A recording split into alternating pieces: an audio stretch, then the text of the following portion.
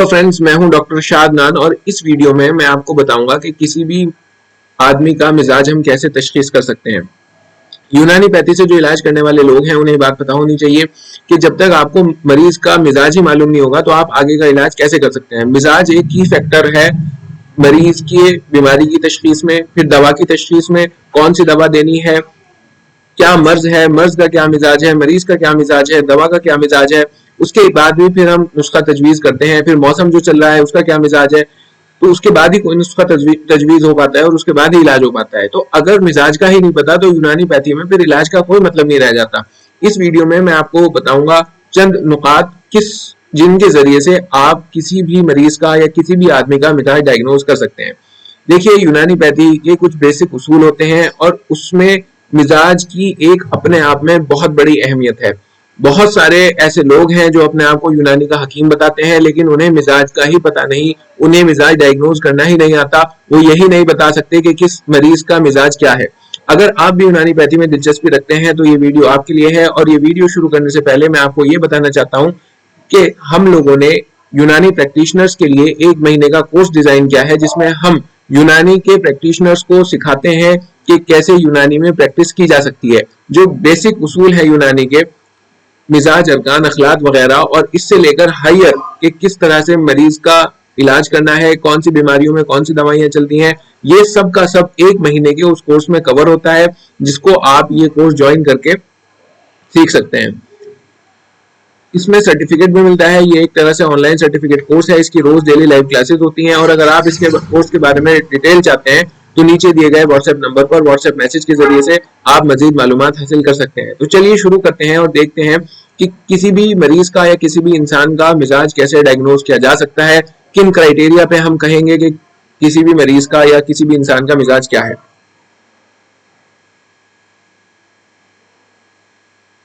देखिए, 10 फैक्टर्स हैं जिन्हें कहते हैं अजनासे अशरा। अजनासे अशरा जो है ये 10 फैक्टर्स हैं और इनकी बुनियाद पर हम कहते हैं कि हम इनकी बुनियाद पर मरीज का या किसी भी आदमी का मिजाज डायग्नोज करते हैं। अगर आपके सामने कोई मरीज आया या कोई आदमी आया और आपको उसका मिजाज डायग्नोज करना है तो सबसे पहले ये करिएगा, शुरू में इस पेज का पीडीएफ निकलवा लीजिएगा, प्रिंट आउट निकलवा लीजिएगा और ये अपनी मेज पर रख लीजिए। जब वो आदमी आए तो आपको उसका सबसे पहले कॉम्प्लेक्शन देखना है। कॉम्प्लेक्शन कहते हैं कि उसका रंग कैसा है। तो ये 10 पैरामीटर्स हैं जिनके बुनियाद पर उसका मिजाज डायग्नोज हो पाएगा। तो सबसे पहले उसका कॉम्प्लेक्शन देखना है। अगर वो रेडिश है, मतलब उसके चेहरे में लाली है, तो इसके आगे टिक कर दीजिए। अगर व्हाइटिश है, सफेदी है, तो इसके आगे, येलोविश है तो इसके आगे, और काला है तो इसके आगे। जो भी मरीज का रंग होगा आप इन चारों में से उसके आगे टिक लगा दें। फिर देखना है उसकी बिल्ड कैसी है, मतलब क्या वो मसल्स हैं उसके अंदर, क्या उसकी बॉडी में वो मस्कुलर है और ब्रॉड है, या फैटी है, चर्बी है या ब्रॉड है, या मस्कुलर है और थिन है कि मसल्स तो है लेकिन फिर भी थिन है, या स्केलेटल है कि बिल्कुल ही वो बारीक सा है, जिसे कहते हैं ना कि बिल्कुल बारीक सा है। इन चारों में से जो भी वो होगा, अगर वो फैटी और ब्रॉड है तो इसके आगे टिक लगा दीजिएगा, मस्कुलर एंड ब्रॉड है तो इसके आगे लगा दीजिएगा, मस्कुलर एंड थिन है तो इसके आगे लगा दीजिएगा, और स्केलेटल है तो उसके आगे लगा दीजिएगा। उसके बाद देखना है उसका टच कैसा है। आप उसकी नब्ज देखेंगे, पकड़ेंगे तो उसका जो टच है, उसका जो लम्स है वो कैसा है। हॉट एंड सॉफ्ट है तो इसके आगे लगा दीजिएगा, मतलब गर्म है और नर्म है। वहीं ठंडा और नर्म है तो इसके आगे हॉट और ड्राई। अगर आपको उसकी हाथ पकड़ने से, नब्ज पकड़ने से वहां पर हरारत यानी गर्मी और खुश्की महसूस दे तो इसके आगे लगा दीजिएगा। वहीं अगर आपको ठंडक और खुश्की महसूस दे तो इसके आगे लगा दीजिएगा। इसी तरह से हेयर्स देखने हैं कि उसके बदन पे किस तरह से बाल हैं, काले हैं, लस्टी थिक हैं और रैपिड ग्रोथ है, मतलब अगर उसके जो बाल हैं वो काले नजर आ रहे हैं और वो मोटे नजर आ रहे हैं और जल्दी जल्दी बड़े हो जाते हैं, उससे आप जब पूछेंगे तो फिर इसके आगे लगा दीजिएगा। वहीं अगर काले और पतले हैं और हल्के हल्के बढ़ते हैं तो इसके आगे लगा दीजिएगा। अगर उसके बाल ब्राउनिश हैं, पतले हैं और बहुत जल्दी बढ़ते हैं तो इसके आगे लगा दीजिएगा। और काले हैं, मोटे हैं और बहुत हल्के बढ़ते हैं तो इसके आगे लगा दीजिएगा। हर कॉलम में से आपको एक चीज चुननी है। वही मूवमेंट की अगर बात करें कि आपने उसे बुलाया, जैसे वो सामने बैठे हैं, इधर आइए, अगर वो फौरन आ गया तो इसके आगे लगा दीजिएगा। अगर वो आपने बुलाया और वो बैठा है कि हाँ आऊंगा, डल है बिल्कुल, तो इसके आगे लगा दीजिएगा। अगर वो आपने बुलाया और बुलाने से भी पहले हाजिर, हाइपर एक्टिव है, मतलब बहुत ज्यादा एक्टिव है, तो इसके आगे लगा दीजिएगा। वहीं अगर वो लेस एक्टिव है, आप उसे बुला रहे हैं और उसमें फर्क ही नहीं पड़ रहा या बहुत देर से उठ के आ रहा, तो इसके आगे लगा दीजिएगा। इसी तरह डाइट किस तरह की लेता है, आप में क्या चीजें पसंद है। अगर वो जो बता रहा है वो ठंडी और खुश्क चीजें बता रहा है तो इसके आगे लगा दीजिएगा। अगर वो गर्म और खुश्क चीजें बता रहा है तो इसके आगे लगा दीजिएगा। वही अगर वो ठंडी और मरतूब चीजें मतलब जिनके अंदर मॉइस्टनेस है और ठंडी है वो बता रहा है तो इसके आगे लगा दीजिएगा। वही अगर वो गर्म और मरतूब यानी रतूबत वाली चीजें बता रहा है तो इसके आगे लगा दीजिएगा। फिर आप उससे पूछेंगे तुम्हें मौसम सबसे ज्यादा कौन सा पसंद है। स्प्रिंग कहते हैं बाहर के मौसम को। अगर वो कहेगा कि मुझे तो जाती हुई सर्दी बहुत पसंद है तो इसके आगे लगा दीजिएगा। अगर कहेगा गर्मी बहुत पसंद है तो इसके आगे लगा दीजिएगा। अगर कहेगा कि मुझे ठंड बहुत पसंद है तो इसके आगे लगा दीजिएगा। और अगर कहेगा कि आती सर्दी पसंद है ऑटम तो इसके आगे लगा दीजिएगा। वहीं स्लीप आप उससे पूछेंगे तुम्हारी स्लीप कैसी है। अगर वो कहेगा सर मैं तो नॉर्मली सोता हूँ जिस तरह सब सोते हैं 6-7 घंटे की स्लीप है तो इसके आगे लगा दीजिएगा। एक्सेस बहुत ज्यादा मुझे नींद आती है अगर वो कहेगा तो इसके आगे। इनएडुकेट मतलब नींद पूरी तरह से नहीं आ पाती बीच बीच में उड़ जाता हूं तो इसके आगे। और अगर वो कहे नींद ही नहीं आती तो फिर इसके आगे। वहीं उसकी पल्स देखिए। अगर वो 70 से 80 बीट पर मिनट करती है आप उसकी नब्ज देखेंगे। आप देखिए कितने 1 मिनट में कितनी बार धड़कती है। अगर 70 से 80 के बीच में वो धड़क रही है तो इसके आगे। 60 से 70 तो इसके आगे। 80 से 100 तो इसके आगे। और 60 से 70 तो इसके आगे। और फाइनली उसके इमोशंस देखने हैं कि वो नॉर्मल है, काम एंड क्वाइट है। मतलब नॉर्मल का मतलब जैसे एक आदमी को होना चाहिए, गुस्से की बात पे गुस्सा आ रहा, खुशी की बात पे खुशी हो रही। और काम एंड क्वाइट मतलब यह है कि उसके सामने कुछ भी गुस्से की बात कर लो लेकिन बस बैठा है चुपचाप कुछ बोलता नहीं। वही है कि कोई बात नहीं भी है तब भी उससे हुए जा रहा तो ये। और नर्वस का मतलब यह है कि आप उसके सामने कोई भी बात कहें तो वो घबरा जाता है। तो इस तरह से इस चार्ट में इन 10 पैरामीटर्स में आपको 4 ऑप्शंस मिलेंगे और उन 4 में से आपको एक ऑप्शन चुनना होगा। ठीक है। अब फाइनली मिजाज हम उसका बताएंगे कैसे। अब मैं आपको एक मिसाल देता हूं कि मान लीजिए मेरे पास कोई मरीज आया और मैं ये चार्ट लेके बैठ गया, हाथ में पेन लेके बैठ गया और मैं उससे इस तरह से सवाल पूछ रहा हूं कि किस किस तरह से ये करना है। और वो आया और उसने मुझे बताना शुरू किया और मैंने टिक लगाने शुरू किए। जब मैंने उससे पूछा कि मैंने देखा कि उसका कॉम्प्लेक्शन क्या है तो वो था येलोइश, पीला रंग उसको नजर आ रहा था। फिर मैंने देखा वो मस्कुलर था और थिन था, फिर मैंने यहाँ लगा दिया। फिर मैंने देखा उसका टच कैसा है, उसका टच जो है वो कोल्ड था, ठंडा था और सॉफ्ट था तो यहाँ लगा दिया।